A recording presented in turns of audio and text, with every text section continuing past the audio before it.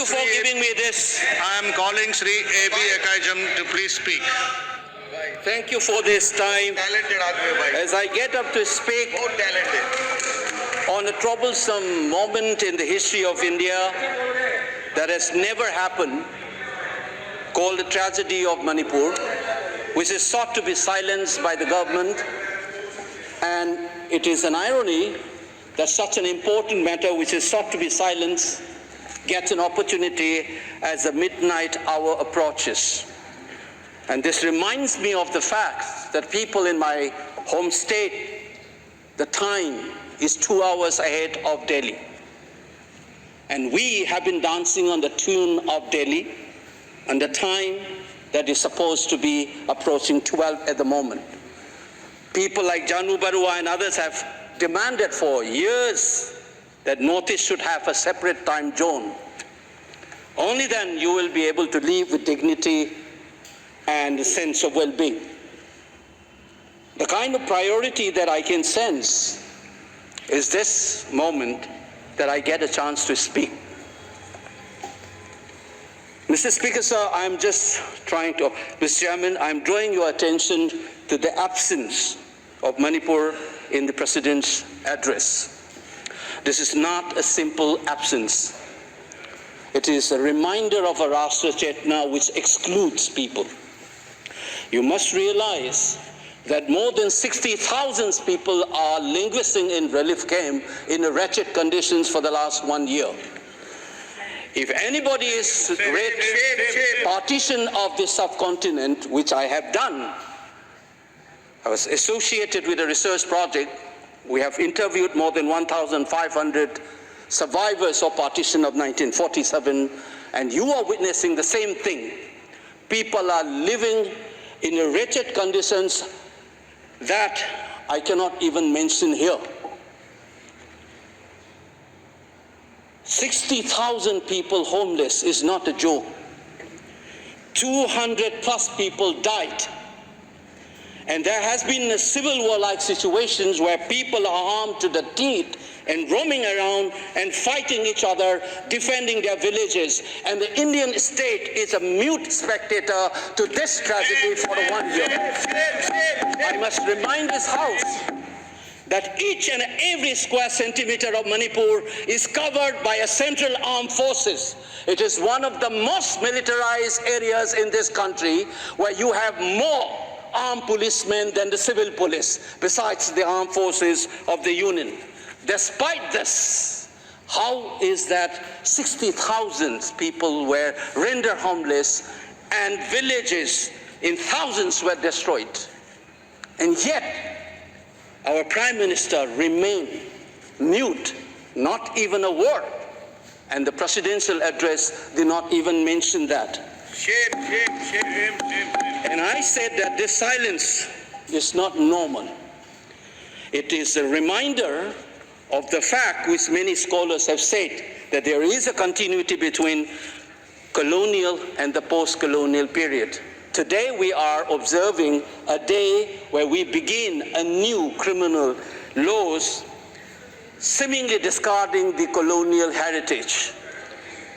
But as Ashish Nandi says, colonialism is a state of mind. It is a psychological phenomenon. It is an outlook, the way you look at the people, the way you look at the world. And the fact that this continuity is shown by neglecting the tragedy of a state, which is the 19th state of the Union. It is amazing to see that I get an opportunity as the midnight hour approaches to register this anguish and this hurt of the denial that this country has meted out to its own citizens in the state of Manipur. I must ask these questions to the House. Is this silence communicating to the people of the Northeast and Manipur in particular that you don't matter in the Indian state scheme of things? Major Laisam Jotin, who was awarded Ashok Chakra while grappling with suicide bomber, was a Manipuri, who was awarded Ashok Chakra. You are dishonoring his own state. Major Ngangom Joy Datta, who was awarded Veer Chakra while fighting for this country and doing his duty as a part of the peacekeeping force in Sri Lanka in 1987. You are dishonoring this man. You are dishonoring the likes of the youths who hold the tricolor in international platforms. The likes of Mary Kom, Sarita Kunjarani, and Mirabai Chanu. You are saying that you don't matter in this country. Your state doesn't matter in this country. You are also saying that the likes of Ratan Tiam, the icon of the culture of this country, Harivansh Sham Sarma, don't matter in this country. If you have an iota of concern for this state, there would not have been a silence. There would not have been a silence in this house, nor in the presidential address. This must be registered. Please raise your point of order. If you wanted to doubt the nationality and the nationalism of the people of that state, you must realize that these people have fought for the country. These people have brought mural to the country. Please remember this. And that is what the silence means. 1 second. And I am telling you this. Mary Kom को हमने member of parliament बनाया, Bharatiya Janata party ने member of parliament बनाया। हमने कैसे नहीं इज्जत दी मणिपुर को? मणिपुर को स्पोर्ट्स यूनिवर्सिटी दिया। और आपसा जो है, मैं एक ऐसा आदमी हूं कि मेरे मामा को मणिपुर में गोली लगी, वो सीआरपीएफ के डीआईजी थे, इनको शहीद नहीं पता है। और 1956 में पहला आपसा मणिपुर में लगा, और 1956 से आज तक कांग्रेस के कारण मणिपुर की यह स्थिति है। 5 years after independence, can you negate this fact? We are talking about the inclusion of the Northeast history after 75 years. That's a classic exclusion. India was an anthropological subject, not a historical subject in the eyes of the colonial forces. And today, the Northeast remains outside of the history of the Indian history textbook. That is why you treat them as the other. And that's the silence.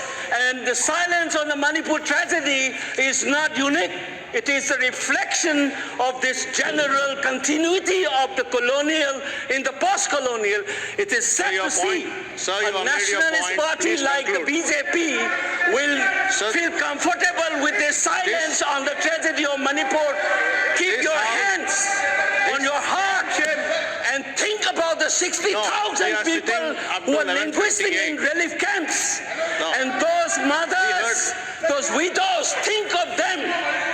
And then you talk about nationalism. Point is made. He made Only his point. then we will understand what this tragedy means.